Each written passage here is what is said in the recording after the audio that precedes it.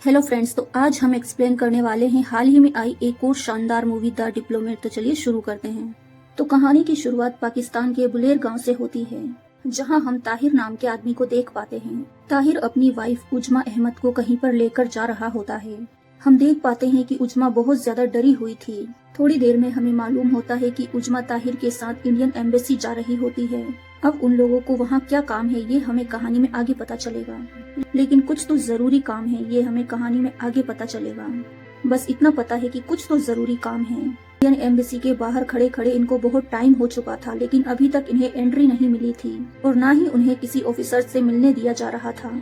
इसीलिए ताहिर अपने दोस्त के साथ बाहर जाकर सिगरेट पीने लगता है और मौका देखते ही उजमा इंडियन एम्बेसी में अंदर घुस जाती है। सभी ऑफिसर्स पूरी तरह से डर चुके थे कि आखिर ये लड़की कौन है जो इस तरह से अंदर घुस आई है। तभी ऑफिसर तिवारी कहता है कि हमें इस लड़की को तुरंत ही बाहर लेकर जाना होगा, हो सकता है ये अपने साथ बॉम्ब लेकर आई हो। तभी उजमा तुरंत इनसे कहती है कि अगर मैं बाहर गई तो वो लोग मुझे मार डालेंगे। तभी इंडियन एम्बेसी में डिप्टी कलर की एंट्री होती है। इनका नाम जीपी सिंह होता है। जीपी सिंह पूरा मामला जानने लगते हैं कि ये लड़की कौन है और यहाँ क्यों आई है। अब वो लड़की जीपी सिंह को बताती है कि मुझे यहाँ जबरदस्ती लाया गया है, मैं इंडिया वापस जाना चाहती हूँ। ताहिर नाम के आदमी ने मेरे साथ फ्रॉड किया है, उसने मुझसे जबरदस्ती शादी की और मुझे बहुत ज्यादा टॉर्चर भी किया है। उजमा बताती है कि यहाँ मेरा हर दिन नर्क से बदतर निकलता है, मगर जीपी को अभी भी उजमा की बातों पर यकीन नहीं था। जीपी को लगता है कि हो सकता है ये कोई एजेंट हो और वे इस लड़की के शिकार बन जाएं। अब जीपी सिंह उस लड़की से पूरी इन्फॉर्मेशन लेने लगता है। जीपी सिंह कहता है कि आखिरकार तुम्हें पाकिस्तान का वीजा कैसे मिला। उजमा बताती है कि पाकिस्तान में मेरे कुछ रिश्तेदार हैं और ताहिर ने ही मुझे बताया था कि वीजा के लिए अप्लाई कैसे करना है। लेकिन जेपी कहता है कि चलो ठीक है, तुम्हें वीजा मिल गया, लेकिन जिस शहर के लिए वीजा मिला है उसी शहर में रहना होता है। तुम कराची से बुलेर कैसे पहुँच गयी। उजमा बताती है कि मुझे कुछ नहीं पता। ताहिर कितनी चालाकी से उसे कराची से बुलेर ले गया उसे कुछ पता नहीं चला। जेपी उससे कुछ और बातें पूछता है, कहता है क्या तुम्हारी पुलिस रिपोर्टिंग हुई थी, क्या तुम्हारे पास कोई इमिग्रेशन है। लेकिन उजमा के पास तो कुछ भी सबूत नहीं होता और यही रीजन था कि जेपी को उजमा पर और ज्यादा डाउट हो रहा था। इसके बाद उजमा के शरीर की चोटों को देखा जाता है कि क्या सच में उजमा को मारा गया है या फिर वो झूठ बोल रही है। लेकिन जब उसको चेक किया जाता है तो ये तो साबित हो चुका था कि उसे बुरी तरह से यहाँ पीटा गया है। इसके बाद सब कुछ वेरिफिकेशन हो चुका था। जेपी को भी यकीन हो गया था कि उजमा बिल्कुल सही बोल रही है और वो सच में इंडिया वापस जाना चाहती है, क्योंकि उजमा के ऊपर बहुत ज्यादा जुल्म हुए हैं। इसके बाद जेपी सिंह तुरंत ही पाकिस्तान के कुछ मिनिस्टर्स से मिलता है और उन्हें ये सारा मुद्दा समझा देता है। जेपी कहता है कि हमें उजमा को जल्द से जल्द इंडिया वापस पहुँचाना होगा, वरना बहुत बड़ी प्रॉब्लम हो सकती है। दूसरी तरफ ताहिर बाहर अभी तक इंतजार कर रहा था, मगर अभी तक उजमा बाहर वापस नहीं आई थी। ताहिर समझ चुका था कि कुछ तो गड़बड़ हुई है। अब रात हो जाती है। जेपी सिंह जो है सुषमा स्वराज के पास कॉल करता है, जो कि इंडिया की विदेश मंत्री हैं। वो उमजा का केस उन्हें पूरी तरह से बता देता है। जेपी सिंह ये भी कहता है कि उजमा बिल्कुल सही बोल रही है और उसे हमें जल्द से जल्द इंडिया भेजना होगा। लेकिन ये इतना आसान नहीं होने वाला था, क्योंकि कुछ पाकिस्तानी एजेंट्स इस मुद्दे पर टांग अड़ा रहे थे और ये बात मीडिया में फैल चुकी थी। ताहिर ने मीडिया में ये बता दिया था कि मेरी वाइफ उजमा को जबरदस्ती इंडियन एम्बेसी में रखा गया है और मुझे उससे मिलने भी नहीं दिया जा रहा। पाकिस्तान में मीडिया के द्वारा इंडियन एम्बेसी को बुरा बताया जा रहा था। अब सुषमा स्वराज जेपी सिंह को एक सजेशन देती है। सुषमा स्वराज कहती है कि ताहिर ने तो मीडिया के सामने सब कुछ कह दिया है और वहीं उजमा भी अगर कोर्ट और मीडिया के सामने ये बयान दे दे कि वो सच में इंडिया वापस जाना चाहती है तो ये सारी प्रॉब्लम सोल्व हो जाएगी। अब जेपी सिंह ऐसा ही करने का सोचता है, लेकिन फिलहाल जेपी सिंह तिवारी से कहता है कि तुम ताहिर पर अपनी नजरें बनाए रखना। वो कहाँ जाता है, किससे मिलता है, सारी इन्फॉर्मेशन मुझे चाहिए। इसके बाद जेपी सिंह उजमा के पास जाता है। जेपी सिंह उजमा से कहता है कि तुम्हें मीडिया और कोर्ट के सामने अपना बयान देना होगा, तभी ये सारी प्रॉब्लम सोल्व हो सकती है। मगर उजमा जेपी सिंह से कहती है कि मैं ताहिर का सामना नहीं कर सकती, इसलिए मैं कोर्ट नहीं जाऊंगी। अब जेपी समझ नहीं पा रहा था कि आखिर उजमा ऐसा क्यों कर रही है। जेपी कहता है कि अगर तुम्हें इंडिया वापस जाना है तो तुम्हें इतना तो करना ही होगा। उजमा बताती है कि मैं ताहिर का सामना नहीं कर सकती, इसकी भी एक वजह है। उजमा अपनी सारी कहानी जेपी को बताती है। उजमा का कहना था कि वो कुछ महीने पहले काम की तलाश में मलेशिया गई थी। जब उजमा मलेशिया पहुंची तो उसे वहां कोई काम नहीं मिला लेकिन वहाँ उसकी मुलाकात ताहिर नाम के लड़के से हो जाती है। शुरुआत में जब उजमा ताहिर से मिली थी तो ताहिर बहुत ही अच्छा लड़का था, जो कि बिल्कुल सीधा साधा सिंपल सा और बहुत ही केयरिंग लड़का था। और हमें ये भी पता चलता है कि उजमा 28 साल की है और उसकी एक नूर नाम की लड़की भी है। अब मलेशिया में उजमा और ताहिर की बहुत अच्छी दोस्ती हो जाती है। ताहिर उजमा से प्यार करने लगा था। शादीशुदा उजमा भी ताहिर को कहीं न कहीं चाहने लगी थी। कुछ दिनों बाद उजमा को ये पता चलता है कि उसकी बेटी नूर को थैलीसीमा नामक बीमारी हो गई है। उजमा बहुत ज्यादा टेंशन में आ जाती है क्योंकि उस बीमारी का इलाज बहुत ही महंगा था, मगर यहाँ ताहिर उसे सपोर्ट करता है। ताहिर उजमा से कहता है कि मैं इसका इलाज करवा सकता हूँ, बस तुम्हें मेरे साथ पाकिस्तान आना होगा, क्योंकि वहाँ होम्योपैथी के द्वारा इसका इलाज संभव है। और अब उजमा ताहिर की बात मानकर जैसा वो कहता है वैसा करके वीजा बनवा लेती है और वो तुरंत ही ताहिर के साथ पाकिस्तान पहुंच जाती है। पाकिस्तान पहुंचने के बाद उजमा बुलेर पहुंच जाती है। अब उजमा समझ जाती है कि वो ऐसी जगह पहुंच गई है जो बहुत ही खराब जगह है। शुरुआत में ही उजमा को अंदाजा हो गया था कि ये जगह उसके लिए बिल्कुल भी सेफ नहीं है। वहाँ पहुँचने के बाद उजमा को पता चला कि ताहिर एक बहुत ही हैवान आदमी है, जहाँ ताहिर की पहले से ही शादी हो रखी है और उसके बच्चे भी हैं। ताहिर उजमा को यहाँ फ्रॉड करके लेकर आया है। ताहिर उजमा के साथ यहाँ बुरा बर्ताव करता, वो उसे सेक्सुअल असोल्ट करता और उसे बुरी तरह से मारता। ऐसा एक भी दिन बाकी नहीं गया जब उजमा ने ये तकलीफ ना सही हो।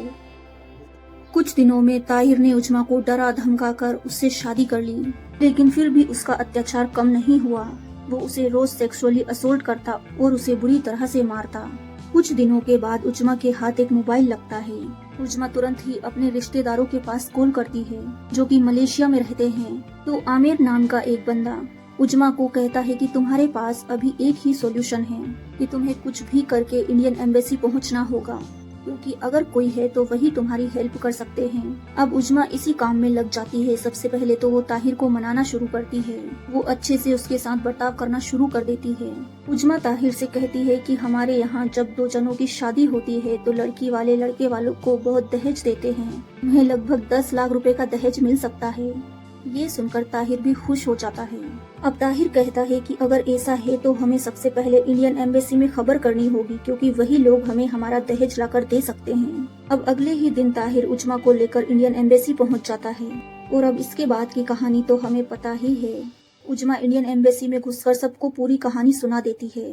अब उजमा जेपी सिंह से कहती है कि यदि आपको किसी इंसान ने आपकी मर्जी के बिना टॉर्चर किया हो और रोज आपके साथ इतना बुरा बर्ताव किया हो कि आप उसके साथ रहने की बजाय मरना पसंद करेंगे, आप उसके सामने कैसे जा सकते हो।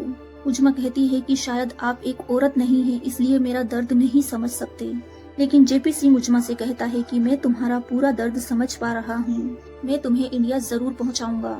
इसके बाद जेपी तुरंत ही सैयद नाम के एक वकील को कॉल करता है, जो कि एक बहुत अच्छा लॉयर है और वो सारी प्रॉब्लम को समझ रहा था।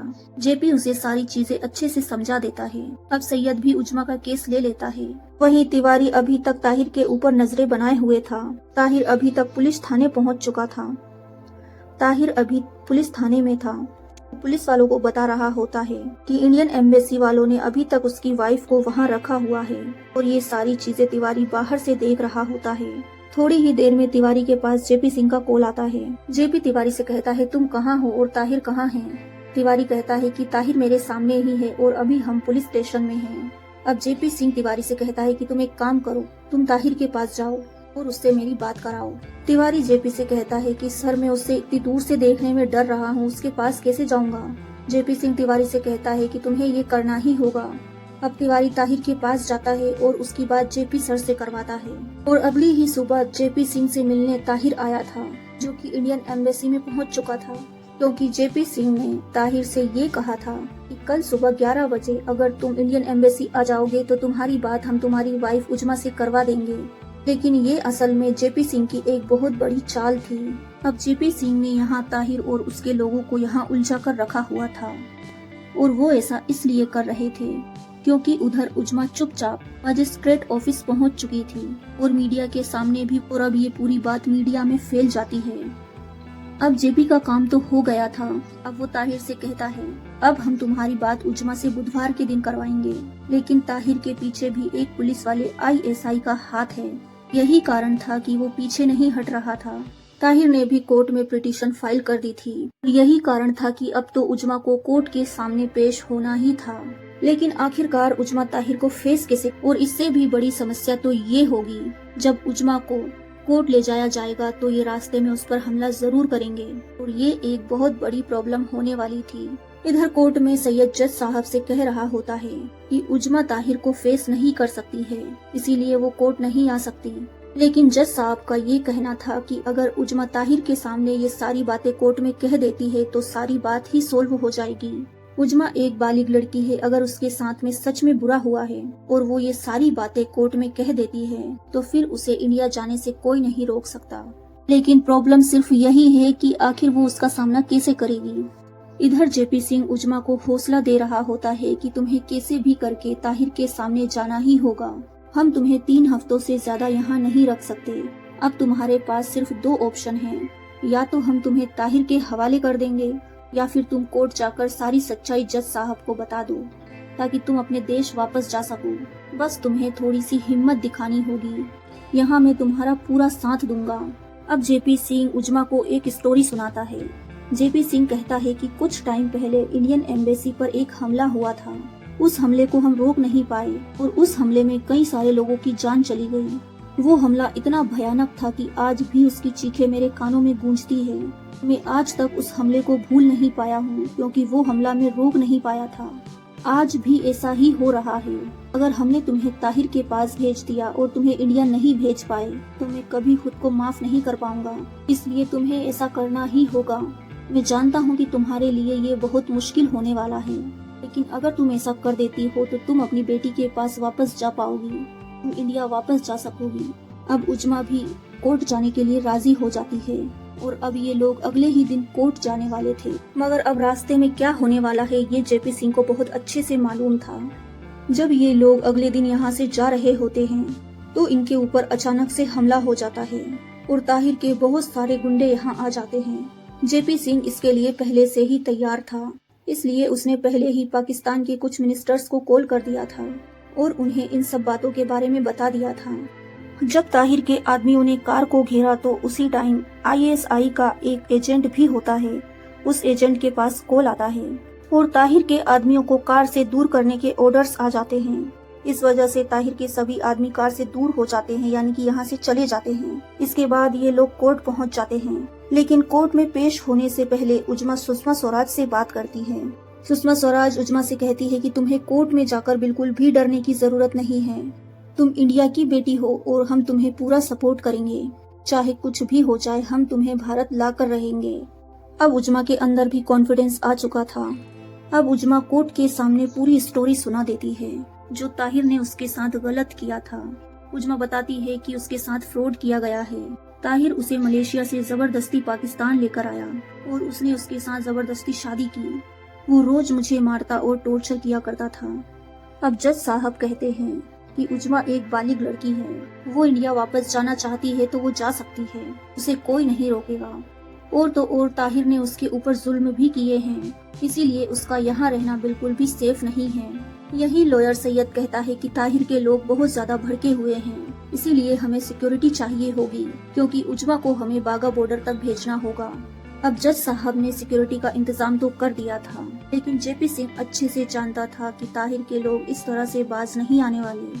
वो जरूर रास्ते में आएंगे और वो उन पर हमले भी करेंगे, क्योंकि आईएसआई के लोग ताहिर का साथ दे रहे थे। अब ज्यादा टाइम खराब ना करते हुए जेपी सिंह रात में ही अपना सफर शुरू कर देता है।